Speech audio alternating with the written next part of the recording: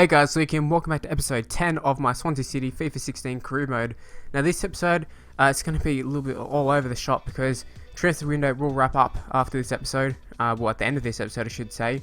Now first things first, take a look at obviously some big transfer offers. Fabianski is at the centre of a lot of them. Now Jack Cork, we put him up for transfer list last episode for 5 million is what he's valued at, and usually that's what you sort of take when you put them on the transfer list. But like I mentioned midway through, I sort of was having my doubts over selling him. I mean, we're getting lots of offers here for Sigurdsson. We've had a key going down with injury pretty recently. I'm sort of thinking, like, is it worth trying to get rid of him and then have to go find a replacement? Can we find anybody better for the price? I'm not really sure. But Fabianski, looking at leaving, about 20 million is what I think we'll be able to get for him. Maybe a little bit more. I mean, they're sort of not budging, or they're sort of not biting at that 20 million mark at this stage or more. But I'm pretty confident we can get it. We're getting multiple offers for him at a time, so pretty sure someone will be able to do it. Some cashed up team will do it. In terms of who we're looking at, we've looked at a few different keepers. Valdez, a few of them, trying to just bring them in on the cheap because they're out of contract. Not really looking to bring in anybody big name at this stage, you know, for the long term sort of stuff. And it's just, I don't really want to pay out huge money where I can get people for cheap.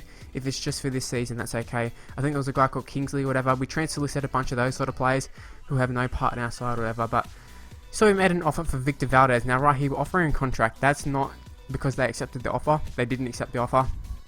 That's signing for next season. I thought maybe what we can do, sign a player for next season, just find someone in the meantime to fill the role, whether it's someone from within the club or we try and throw in an offer for people like Caballero or something. Obviously Caballero, I'm not sure if they'll end up biting on that one. I mean, he does play a few games for them. I think we versed him, Joe Hart was on the bench, so Caballero does definitely get game time. In terms of signings, we're sort of looking at majorly at signings for next season. See Beniga here. We looked at Kevin Prince Boateng. Boateng's not someone who I think is a super realistic signing, but I think it's someone who would be really good in the game, in the centre mid spot. I'm not sure about injuries, but he does seem like a pretty good player. Seems like maybe a light version of Yaya Toure. He just seems an all-rounder. So that'd be quite nice. We're back, well we're not back, we're still rocking that 4-4-2. We're going to be taking on West Brom. It is an FA Cup game I believe, and we've had a pretty good run in the FA Cup so far. We're looking to keep that up.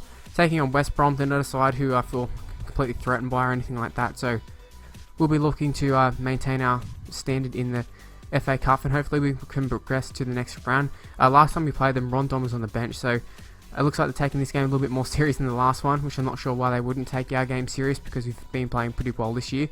But I just wanted to show that the first chance sort of fell to West Brom, but we do counter-attack pretty well here. But Foster, he comes out there, makes a pretty nice clearance. That is Neuer style right there. You see right here, just putting lots of pressure on, which leads us to a 2-on-1 against Foster, and he cannot save that one. He could have maybe came out, I don't know, but that was just perfectly worked for us. Gomez and Correa forming quite the partnership up front there, but you know, once you get in that position, it's pretty much a guaranteed goal there. You just need to square it up, which is what we did. Alright, here Gomez. He's going to try and find John Joe Shelby, and he can't quite do it yet, but Shelby ends up on the end of it, and he heads it straight over Foster. That is the perfect header. We'll be taking another look at that. It doesn't really get better than that in terms of headers. I was so thrilled to actually score that goal. So at 2-0 up, I'm thinking it is awesome. This is, you know, this is great. We're good to go. We're going to win this one pretty easily. And, you know, that's sort of what's going to happen. But Rondon ends up coming up with a pretty good chance there, followed by Fabianski punching that ball out. But he's going to fall back to, fall back to us initially, but fell back to West Brom in the end. And they took a shot, and it is Ashley Williams, I believe it is. We'll take a look here. He does end up sort of just getting his knee on the ball and ended up putting it in the back of his own net. Funnily enough, it does go down to a Darren Fletcher goal. Unlike, I mean, Kyle Norton had an own goal a few episodes ago. And I don't know, that one seemed like an own goal to me, but you know, it's gone to Fletcher, so I can't disagree with that. But Sigurdsson gets the ball, whips it around the keeper, and what a goal that was. That's the second time we've done that with Sigurdsson, I believe. This time it was a finesse goal. The first time I think we just rocketed it. This time we realised they're off the line, so we've got a lot of space to work with, and you know, 3-1 at half time, we're in a very commanding position. Sigurdsson scoring another goal. He's had a lot of offers by some French side. I think it was Toulouse or something like that, Toulon, one of them sort of sides. And I'm not really looking to sell him. I mean, if they're coming with a big offer, go ahead. But at this stage, they're not doing that, so no reason to sell him. And yeah, in terms of the transfers, I'll talk about the transfers a little bit because the game's sort of going so well, and I don't need to sort of talk about the game completely. But Montero, what a play there that was by John Joe Shelby with a little back heel. Don't do that too often, but you see here, continue the domination. The ball falls back, and it will nearly go into the back of the net here, if not from a great save there by their keeper for West Brom. Now, I was going to talk about the transfers, and obviously transfers are going to be coming up in a second, I would think, as there's total domination by us, but, I mean, I don't really want to sell too many players from our side. Like, I thought Gomez, maybe sell him at the start of the season. He was transfer listed. He's come on with a spell of good form. The backs, the full backs, although I want to replace them, I don't want to sell them. But there is our first big sale. We sold Bruton, we sold Kabara, whatever his name was, I can't remember his name, the centre back. But that is our first major sale. It's Fabianski. Did sell him for 20 million, so obviously we're not going to get the whole 20 million. I think it was something like 18 million that we're going to get. And the first thing we're looking to do, obviously, is try and get those left back and right backs now. You saw there, Kingsley, the guy that we were talking about before, he did get an offer, pretty decent. I think he's off contract as well, so good to get him out.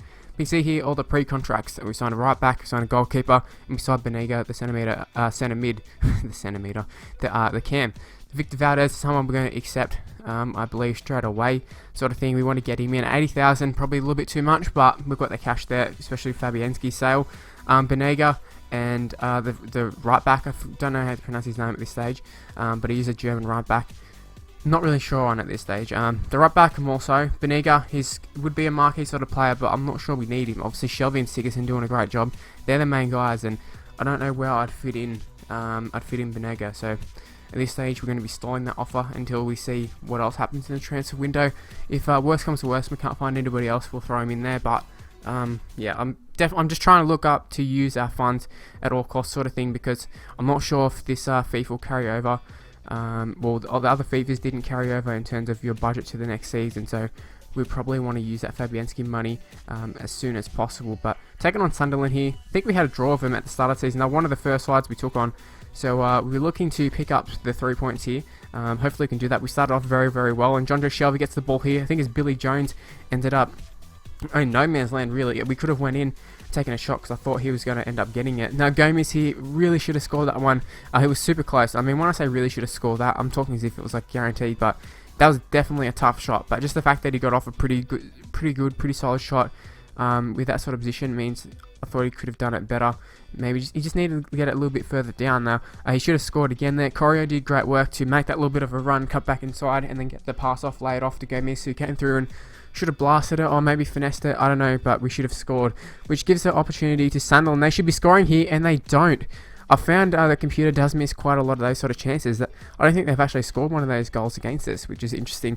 They always seem to miss, but right here we gave away two really, really bad challenges, which was a little bit of a worry, but not too much. I mean, it just shows we're pretty dedicated. We're sort of getting a little bit frustrated, but Gomez right here, he takes a shot, and that is blocked by the Sunderland defence here. Now, one final chance falls back to Kyle Moore at 90th minute here. I think it was from a corner or something. And we are going ultra attacking right here. Got Zuccolini on the ball. He's going to play through to Corio. Corio gets the ball, and he takes a first time shot, and it's off the post. Now, right there, that ball was actually cleared by Sunderland. John Joe Shelby just inches away, or centimetres away from getting that ball. Now, right here, we're just going to dance around here. Just try and find an opening with Zuccolini. We get to Ashley Williams. Gets it to Gomez. Gomez has got a little bit of space there, but not too much, and it shut down pretty quickly. And 0-0 is how it's going to finish at the Liberty. Pretty disappointing. Sunderland, I'm not sure what it is. You can see that we have a lot of shots, so it's not one of those games where we sort of were lucky to even get a draw. You know, we definitely had a lot of shots to target. We saw we hit the post. Would have loved to have got a win there. Just to get a goal would have been nice, but obviously it didn't happen. Gomez and Korea, like I said, they've been in good form, but a little bit hot and cold at this stage, so it is a bit annoying. But with the sale of Fabianski, obviously we had to play in you know, stopgap keeper there, and I'm trying to look for a little bit of a deal here. Borak, I think he was off contract at the end of the year, and I'm not really sure if he's someone who, you know, Bournemouth are really going to want to retain. I mean, I think he's their first choice, so I'm not really sure there. But take a look here. These are the guys that we had already signed on a pre-contract. Obviously, we rejected Benega just there. We don't have any use for him, but Deke Miller, I think he can be a pretty good replacement for right back if we can't find anybody else. But funnily enough, we do find someone else in Ivan Lopez. But that German guy, he's very, very fast. Got 8 acceleration, like 90 sprint speed, something. So that's basically what I was looking at. But Ivan Lopez, I did put in off. I think it was about 2.5 million, 3.5 million, or something like that.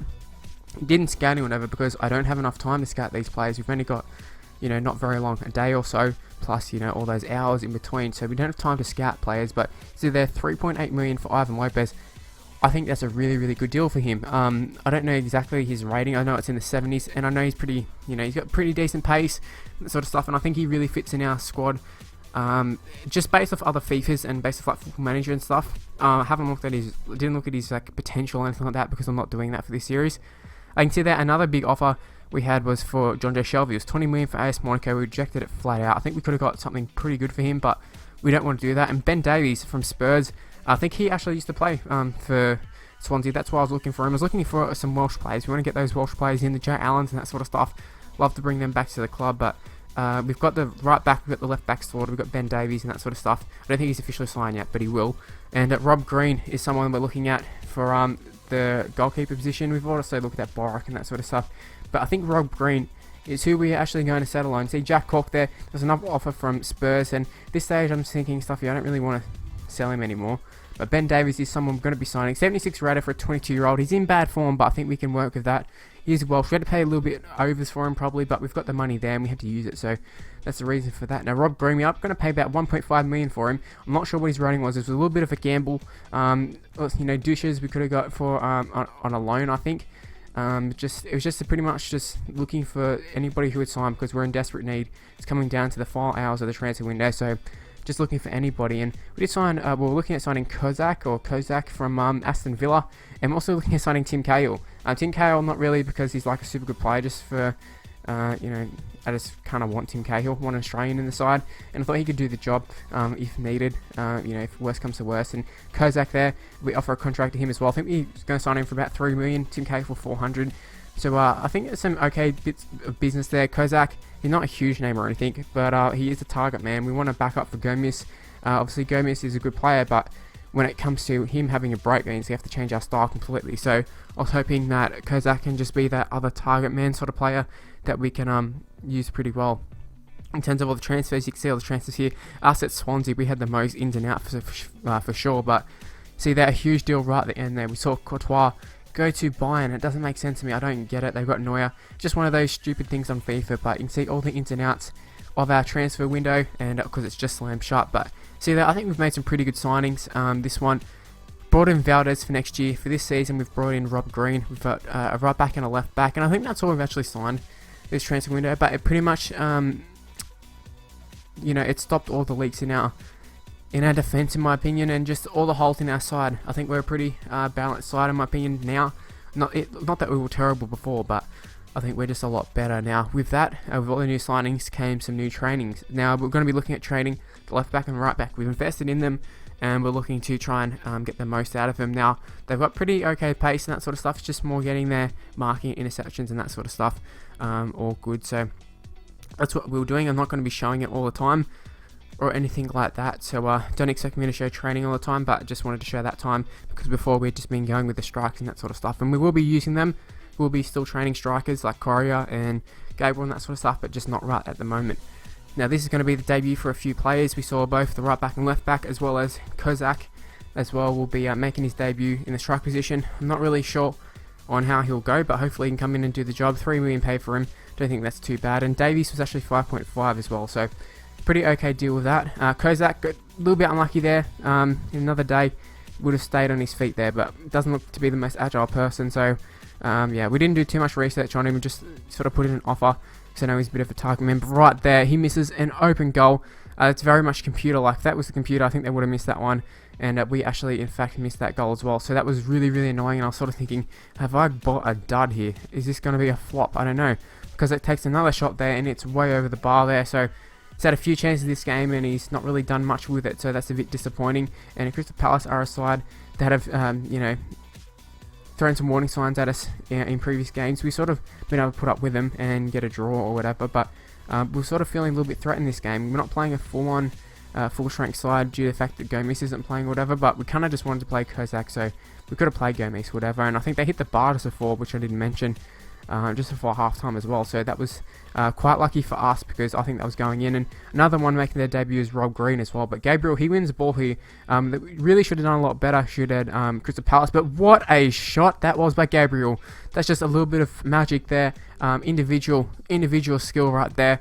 I don't think it was particularly a deserved goal. or anything, but Gary will just come up with a bit of magic on his own. That was something that you might see from like a Coutinho or something, you know, not really playing that well, team's not going that good, and then just bang, there's a goal that you need, and it might just be enough to spur us on, hopefully.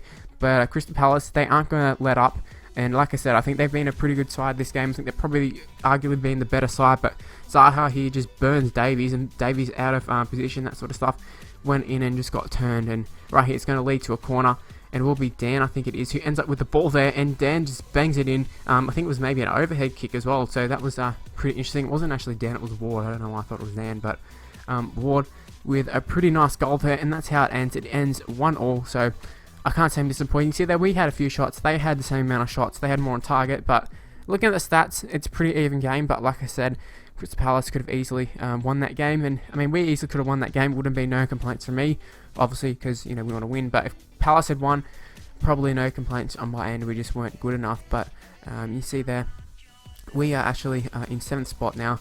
Norwich still in the top 4, which is interesting. But that is where the video is going to end. Hopefully you did enjoy it. If you did, please leave a like, subscribe to my channel, follow me on Twitter at MrLukeNYT. Facebook page in the description below, and I'll see you in my next video. Bye guys.